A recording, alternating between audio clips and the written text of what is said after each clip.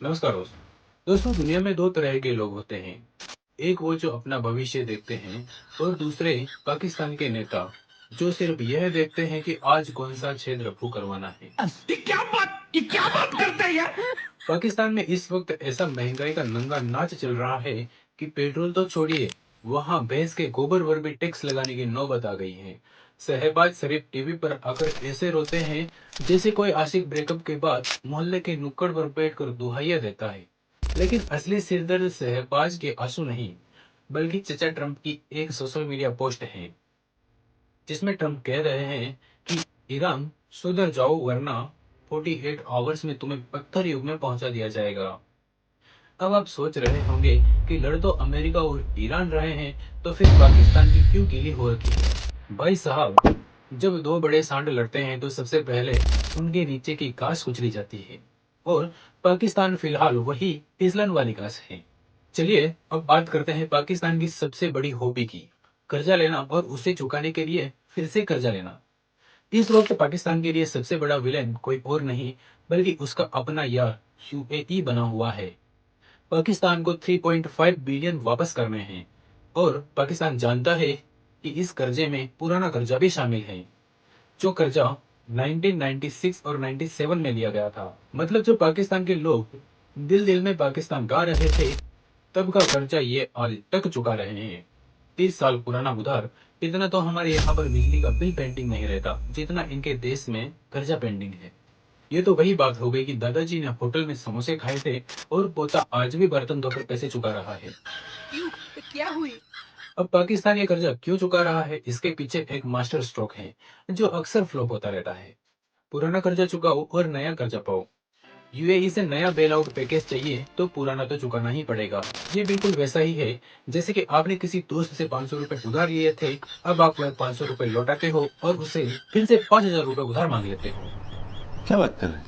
पाकिस्तान को डर है कि अगर ईरान और अमेरिका की जंग हुई तो सऊदी अरब अपने किराए की फौज यानी कि पाकिस्तान को याद करेगा।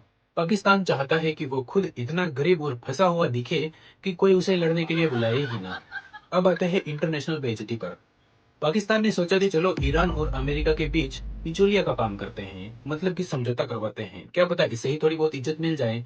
लेकिन ईरान ने जो जवाब दिया उसे सुनकर तो मोहल्ले का कुत्ता भी पाकिस्तान पर में हंसे। ईरान ने साफ कह दिया है कि बेटा, तुमसे ना हो पाएगा। ईरान को पाकिस्तान पर भरोसा क्यों नहीं है? इसके तीन बड़े कारण हैं। पहला कारण यह है कि ईरान को अच्छे से पता है कि पाकिस्तान की नकेल अमेरिका के हाथ में है। अगर पाकिस्तान यहाँ पर मीडिएशन का काम करता है तो फैसला वही सुनाएगा जो वाशिंगटन से लिख कर आएगा। दूसरा कारण, पाकिस्तान की रगों में खून कम और सऊदी का रियाल ज्यादा दौड़ता है। ईरान और सऊदी की पुरानी दुश्मनी है, तो पाकिस्तान निष्पक्ष कैसे हो सकता है? तीसरा, ईरान कहता है कि जैश ए अदल जैसे आतंकी पाकिस्तान की जमीन से ही ईरान पर हमला करते हैं। जनवरी 2024 में दोनों ने एक दूसरे पर मिसाइलें भी छोड़ी थी। अब जो देश खुद मिसाइलें खा रहा है, वो शांति कैसे करवाएगा? अब बात करते हैं उस खतरे की जिसने दुनिया की सांसें थाम रखी है। डोनाल्ड ट्रंप ने ईरान को 48 आवर्स का अल्टीमेटम दिया है। ट्रंप का कहना है, अभी भी अगर शर्त नहीं मानी तो हम तुम्हें 2026 से सीधा 2000 साल पीछे धकेल देंगे। ईरान स्ट्रेट ऑफ हार्मुज पर बैठा है। अगर यहाँ जंग हुई तो तेल की सप्लाई रुक जाएगी। जो पेट्रोल पाकिस्तान में 450 रुपए का मिल रहा है, वो 1000 रुपए पार कर जाएगा, और फिर वहां के लोग गाड़ियों में पेट्रोल नहीं आंसू भरकर चलाएंगे। ऐसे कुछ ज्यादा नहीं हो गया ये? मतलब साइबर अटैक और पिन पॉइंट हमले, अमेरिका सीधे ईरान के पावर ग्रिड और न्यूक्लियर सेंटर्स को टारगेट कर सकता है। अगर ईरान पर हमला हुआ तो रूस और चीन भी चुप नहीं बैठेंगे। ये आग पूरे मिडिल ईस्ट को अपनी चपेट में ले लेगी। पाकिस्तान इस वक्त उस बच्चे जैसा है जो दो गुंडों के बीच की लड़ाई में खड़ा होकर सोच रहा है, अल्लाह, अगर बम फूटा तो क्या मेरी बिरयानी की प्लेट बच पाएगी? सारे मिलके हमको पागल बना रहे हैं। इन सब अंतरराष्ट्रीय ड्रामों के बीच पाकिस्तान के अंदर एक और म्यूजिकल चेयर चल रही है। वहां एक अननोन गनमैन घूम रहा है। हर दूसरे दिन खबर आती है कि लश्कर का कोई कमांडर टपक गया, जैस का कोई आतंकी कुदरती मौत मर गया। हाल ही में खबर आई है कि उनका एक पूर्व आर्मी चीफ बाथरूम में फिसल कर ही मर गया। भाई साहब, ये बाथरूम है या मौत का कुआं? लोग कह रहे हैं कि इन सब के पीछे किसी धुरंधर का हाथ है। अब ये धुरंधर कौन है? तो दोस्तों, पाकिस्तान इस वक्त कुआं और खाई के बीच में फंसा हुआ है। ईरान का साथ दिया तो अमेरिका नाराज, अमेरिका का साथ दिया तो पड़ोसी ईरान मिसाइल दाग देगा, और घर के अंदर अननोन गनमैन सफाई अभियान चला ही रहा है। पाकिस्तान की जनता 450 का तेल खरीद रही है और उनके नेता टीवी पर इस्लामोफोबिया और कश्मीर का रोना रो रहे हैं। अरे भाई, पहले पजामा तो सिलवा लो, फिर कश्मीर की बात करना। ईरान अमेरिका की ये जंग अगर छिड़ी तो सबसे पहले पाकिस्तान का दिवाला निकलेगा, और अगर नहीं छिड़ी तो कर्ज का बोझ उसे वैसे ही मार देगा।